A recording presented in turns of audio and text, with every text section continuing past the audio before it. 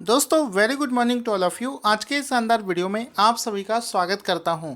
दोस्तों आज के इस वीडियो में पिछले 2 दिनों के जितने भी करंट अफेयर्स के क्वेश्चंस बने उनको हम लोग डिस्कस करेंगे। आज का पहला जो प्रश्न बना है वो बना है कि चर्चा में चल रहा गरिमा गाहिरा माथा समुद्र तट, गाहिरा माथा समुद्र तट जिसे हाल ही में खबरों में देखा गया है किस राज्य में स्थित है। तो इसका राइट आंसर हो जाएगा ये जो समुद्र तट है ये ओडिशा राज्य में स्थित है। तो ऑप्शन नंबर 20 का राइट आंसर हो जाएगा कि ये जो गाहिरा माथा समुद्र तट है ये ओडिशा राज्य में देखा गया, उड़ीसा राज्य में स्थित है। अब एक सवाल आता है कि इस समय ये बहुत ज़्यादा न्यूज़ में क्यों चल रहा है। बहुत ज़्यादा न्यूज़ में इस वजह से चल रहा है कि कछुए की एक प्रजाति होती है जिसको ऑलिव रिडली कछुए के नाम से जाना जाता है। ये कछुआ साइज में बड़ा ही छोटा होता है और अचानक से ओडिशा का एक ये तट जो है यहाँ पर लाखों की संख्या में ये कछुए पहुँचते हैं प्रजनन करने के लिए, अंडे देने के लिए। तो अचानक से ये जो यहाँ पर पहुँचते हैं इस वजह से बहुत ज़्यादा चर्चा का विषय बना हुआ है। इस वजह से ये एग्ज़ाम में पूछा जा सकता है, तो ये आपको याद रखना है।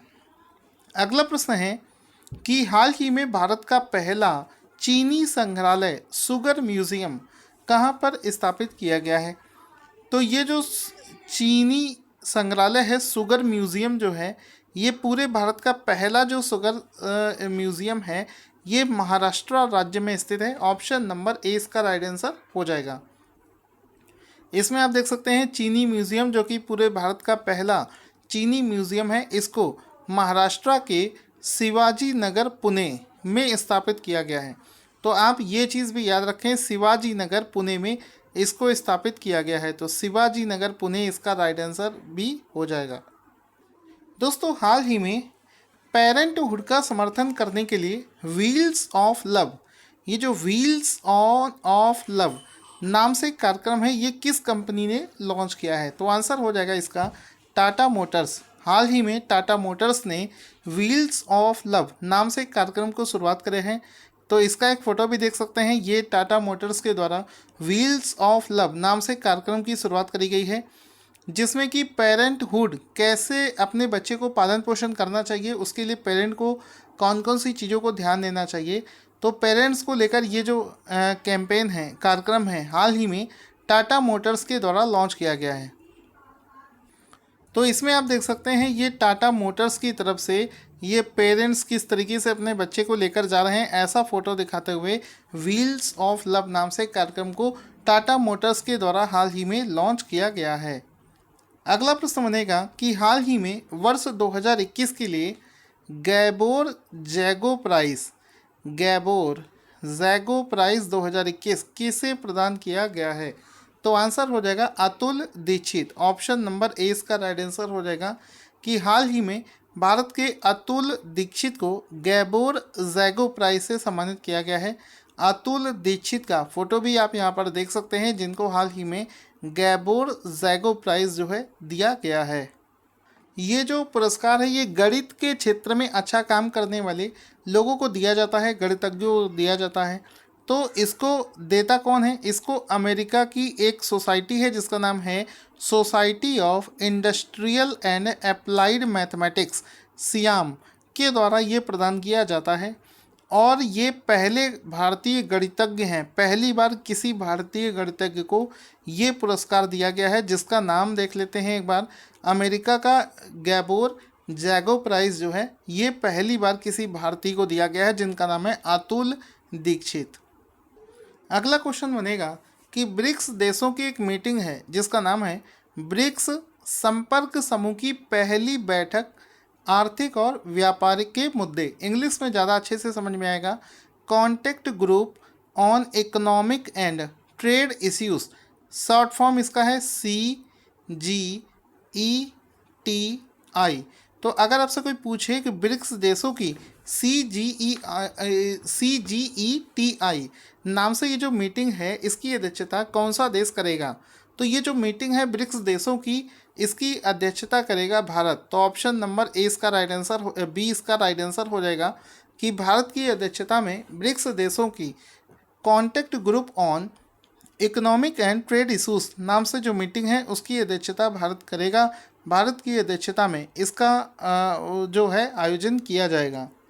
तो ये पहली बार है जब इस तरीके की कोई मीटिंग ऑर्गेनाइज करी जा रही है, इस वजह से ज़्यादा इम्पोर्टेंट है।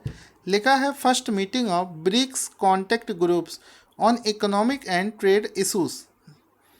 इसके अलावा अगर इस मीटिंग का सब्जेक्ट अगर आपसे पूछा जाए तो वर्ष 2021 के लिए इसका जो सब्जेक्ट है ये है ब्रिक्स एट 15 निरंतरता, समेकन और सहमति के लिए इंट्रा ब्रिक्स सहयोग।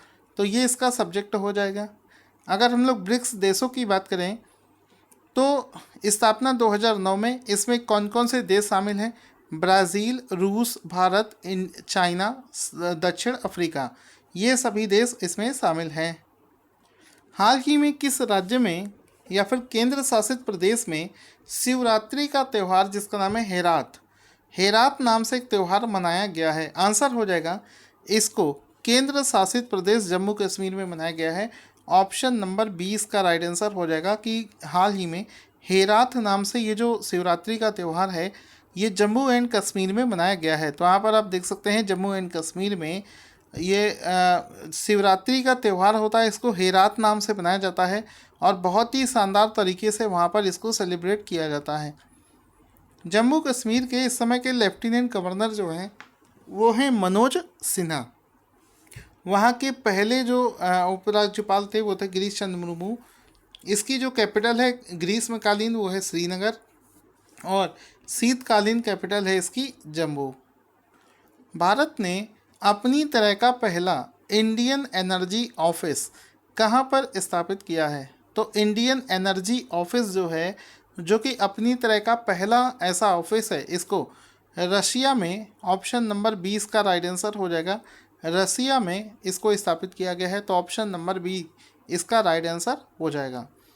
तो इसमें आप देख सकते हैं इंडियन एनर्जी ऑफिस। तो इंडियन एनर्जी ऑफिस जो है ये हाल ही में रसिया में इसको इस्टेब्लिश किया गया है और ये इंडिया की तरफ से इस्टेब्लिश किया गया है।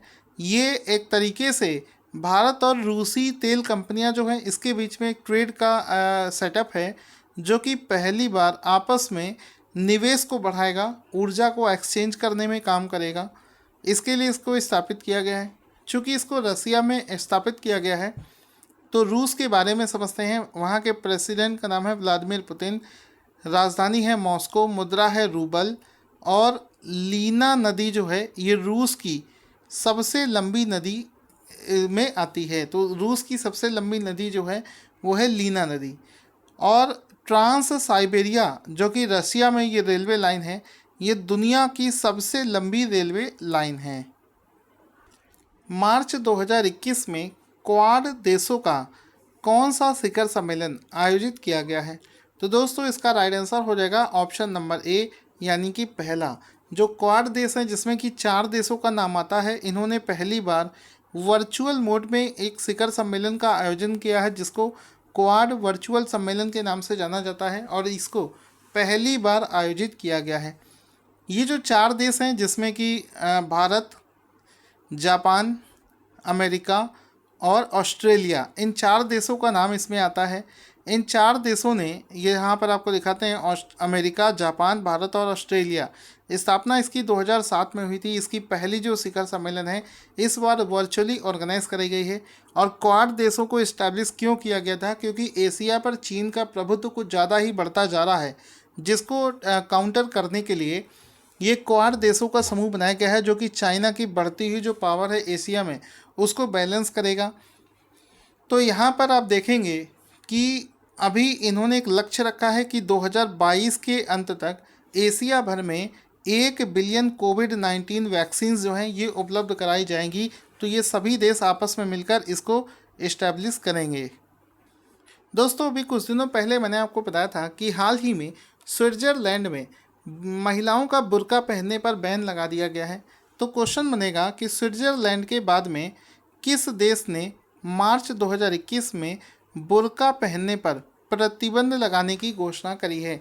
तो हाल ही में सुरक्षा के दृष्टिकोण से श्रीलंका देश में बुर्का पहनने पर बैन लगा दिया गया है। तो ऑप्शन नंबर डी इसका राइट आंसर हो जाएगा। कि श्रीलंका में सुरक्षा के दृष्टिकोण से श्रीलंका में नहीं पहने जाएंगे बुर्के। ठीक है, इससे पहले इसके अलावा यहाँ पर 1000 से भी ज़्यादा जो इस्लामिक स्कूल हैं उनको भी बंद करने का फैसला लिया गया है। और इसके पीछे का रीज़न जो है वो राष्ट्रीय सुरक्षा के दृष्टिकोण से ऐसा जो है किया गया है कि बुर्के पर अभी हाल ही में बैन लगा दिया गया है। इससे पहले स्विट्ज़रलैंड में भी बुर्के पर बैन लगा दिया गया था।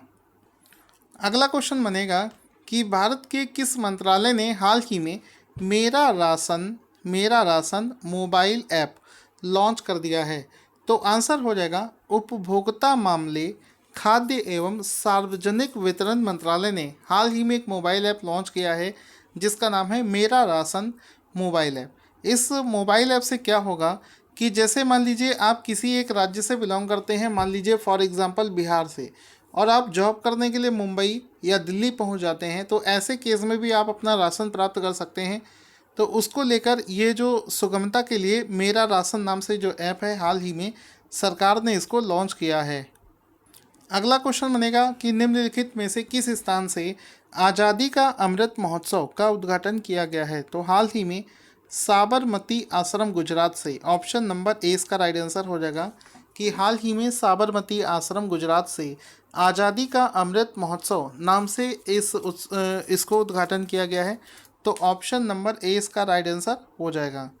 अब इसमें आप देख सकते हैं ये आज़ादी का अमृत महोत्सव नाम से इस कार्यक्रम को साबरमती आश्रम अहमदाबाद गुजरात से 12 मार्च को लॉन्च किया गया है। इसमें प्रधानमंत्री मोदी जी यहाँ पर उपस्थित थे जिन्होंने इस कार्यक्रम की शुरुआत भी करी है। साथ ही साथ में इस अवसर पर इसमें साबरमती आश्रम को इस वजह से चूज़ किया गया है क्योंकि यहीं से ही दांडी यात्रा की शुरुआत हुई थी। तो दांडी यात्रा को फिर से लागू करने के लिए साबरमती आश्रम से एक पद यात्रा जिसको स्वतंत्रता मार्च बोला जाता है, इसको भी हरी झंडी दिखाकर उन्होंने वहाँ से शुरू किया है। और साथ ही साथ में आज़ादी का अमृत महोत्सव यानी कि इंडिया के आज़ादी के 75 वर्ष पूरे होने के अवसर पर ये आज़ादी का अमृत महोत्सव की शुरुआत करने का भी उद्घाटन यहाँ पर किया गया है।